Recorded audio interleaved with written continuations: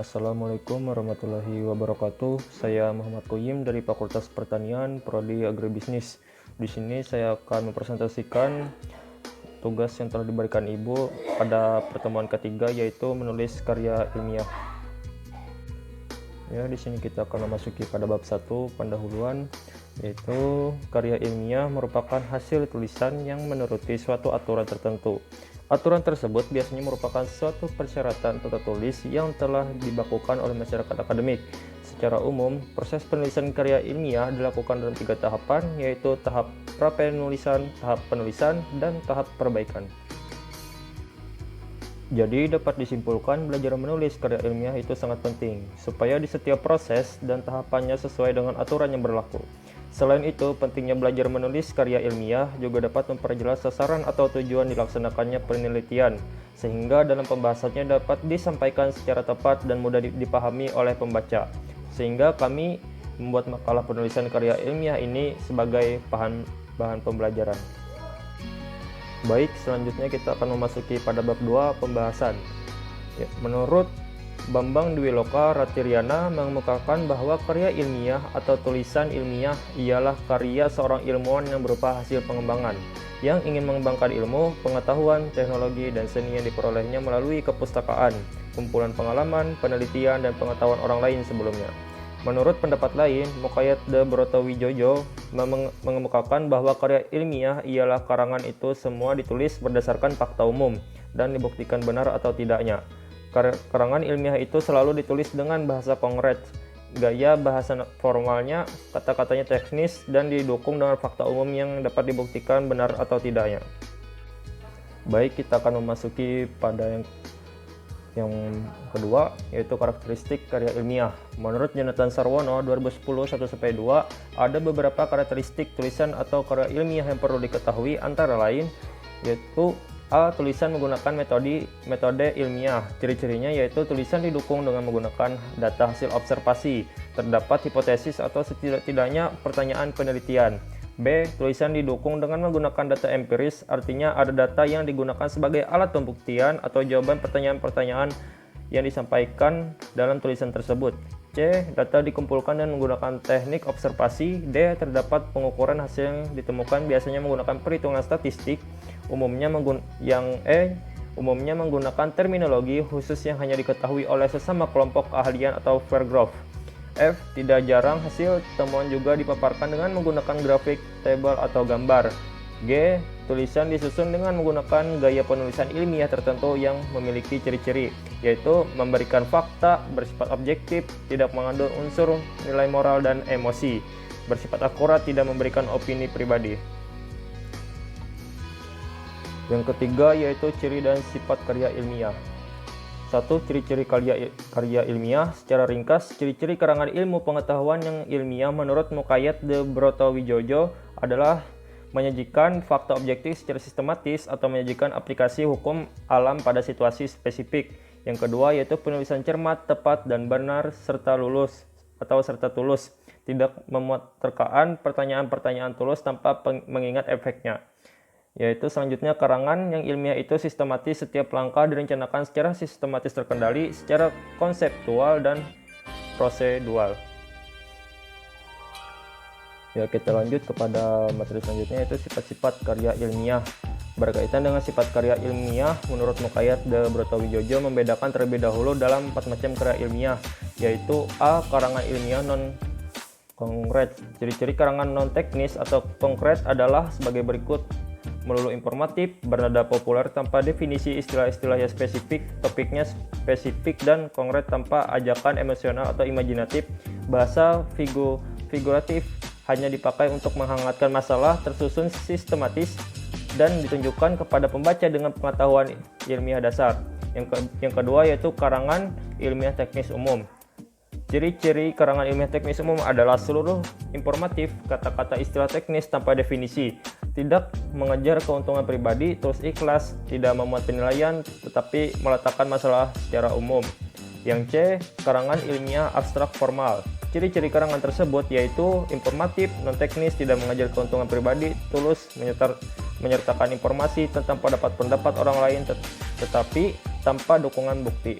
Nada dan bahasanya formal, tidak ada ajakan emosional, isinya populer, dan istilah-istilah yang dipakai juga populer. Yang D yaitu spesifik historis.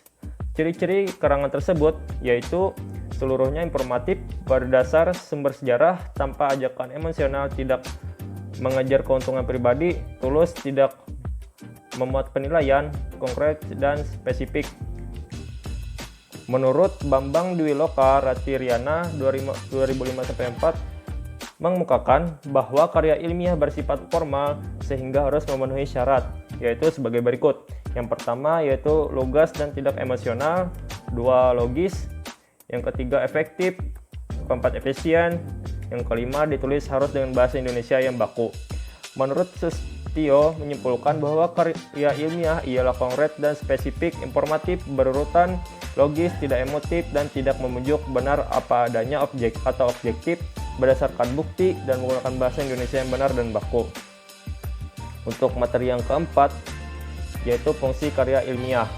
Menurut Bambang Dwiloka dan Ratiryana 2005, mengemukakan bahwa karya ilmiah atau tulisan ilmiah berfungsi sebagai sarana untuk mengembangkan ilmu pengetahuan, teknologi, dan seni. Hal ini sesuai dengan karya ilmiah, yaitu mengemukakan kebenaran melalui metode sistematis, metodologis, dan konsisten. Jika dihubungkan dengan hakikat ilmu, karya ilmiah mempunyai fungsi sebagai berikut. Yang pertama yaitu penjelasan, yang kedua perakiraan, yang ketiga kontrol. Yang selanjutnya yaitu jenis-jenis karya ilmiah.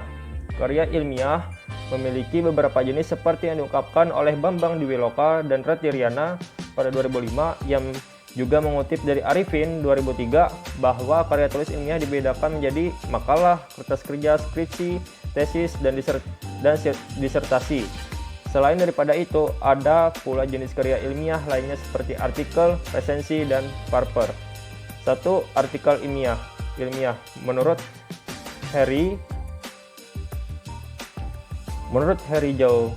Jauhari pada 2008 yang juga mengutip dari Semadiria, artikel adalah tulisan yang lepas berisi opini seorang yang mengupas tuntas suatu masalah tertentu yang sifatnya aktual dan kadang-kadang kontroversial, bertujuan untuk memberitahu, informatif, memengaruhi, meyakinkan, atau persuasif, argumentatif, dan menghibur banyak pembaca. Ya, di sini saya akan membahas tentang artikel. Artikel dibagi menjadi 4, yaitu artikel praktis, artikel ringan, artikel halaman opini, artikel analisis ahli. Dan langkah-langkah menulis artikel yaitu mencari ide, menetapkan topik, menetapkan judul, merumuskan tesis, membuat kerangka karangan, dan mencari referensi. Yang kedua yaitu makalah. Menurut Bambang Dwiloka dan Ratiryana yang mengutip dari Arifin, makalah adalah karya tulis ilmiah yang menyajikan suatu masalah yang pembahasannya berdasarkan data di lapangan yang bersifat empiris dan objektif. Sedangkan menurut Heri Jauhari pada 2008, makalah adalah karya tulis ilmiah yang bersifat resmi tentang suatu pokok yang dimaksudkan untuk dibacakan di muka umum dalam sesuatu persidangan yang sering disusun untuk diterbitkan. Makalah merupakan karya tulis ilmiah yang pendek dibanding karya-karya ilmiah lainnya. Nah, selain pengertian makalah, Heri Jauhari juga menambahkan unsur makalah dan langkah-langkah menyusun makalah yang penjelasannya akan diuraikan sebagai berikut. Yang pertama yaitu halaman sampul, pendahuluan, latar belakang masalah ada 2 juga dari pendahuluan, yaitu latar belakang masalah, dan untuk yang selanjutnya itu pembahasan, penutup, daftar pustaka atau referensi. Langkah-langkah menyusun makalah, penyusunannya hampir sama dengan penyusunan artikel. Perbedaannya pada makalah harus jelas masalahnya, dan masalah tersebut harus diantarkan oleh latar belakang yang merupakan motivasi untuk membahas hal tersebut. Untuk selanjutnya yaitu manfaat menulis karya ilmiah. Menurut Bambang Dwiloka dan Ratiryana pada 2005 yang juga mengutip dari Sikumbang, sekurang-kurangnya ada 6 manfaat yang diperoleh dari kegiatan menyusun karya tulis ilmiah, dan intinya adalah sebagai berikut. Yang pertama yaitu penulis dapat terlatih mengembangkan keterampilan membaca yang efektif karena sebelum menulis karya ilmiah, ia mesti membaca dahulu kepustakaan yang ada relevansinya dengan topik yang hendak dibahas. Yang kedua yaitu penulis dapat terlatih menggabungkan hasil bacaan dari berbagai sumber, mengambil sarinya, dan mengembangkan ketika pemikiran yang lebih matang. Yang ketiga yaitu penulis dapat berkenalan dengan kegiatan perpustakaan seperti mencari bahan bacaan dalam katalog pengarang atau katalog judul buku. Yang keempat yaitu penulis dapat meningkatkan keterampilan dalam mengorganisasi dan menyajikan data dan fakta secara jelas dan sistematis. Yang kelima yaitu menulis dapat memperoleh kepuasan intelektual. Yang keenam, penulis turut memperluas cakrawala ilmu pengetahuan masyarakat. Nah teman-teman, inilah manfaat menulis dalam karya ilmiah. Untuk selanjutnya pada bab 3 yaitu penutup. Karya ilmiah adalah karya seseorang baik berupa pemikiran, pengamatan, dan hasil penelitian yang ingin mengembangkan ilmu pengetahuan, teknologi, dan seni yang diperolehnya melalui kepustakaan yang dapat didasarkan pada data primer dan data sekunder yang ditulis dengan bahasa konkret, gaya bahasa yang formal, dan didukung dengan fakta umum yang dapat dibuktikan benar atau tidaknya. Hanya ini saja yang dapat saya presentasikan pada pertemuan ketiga yang membahas tentang menulis karya ilmiah. Pada pertemuan yang ketiga ini, jika ada salah atau kata yang kurang berkenan, mohon dimaafkan. Wabillahi taufiq wal hidayah. Wassalamualaikum warahmatullahi wabarakatuh. Hidup mahasiswa.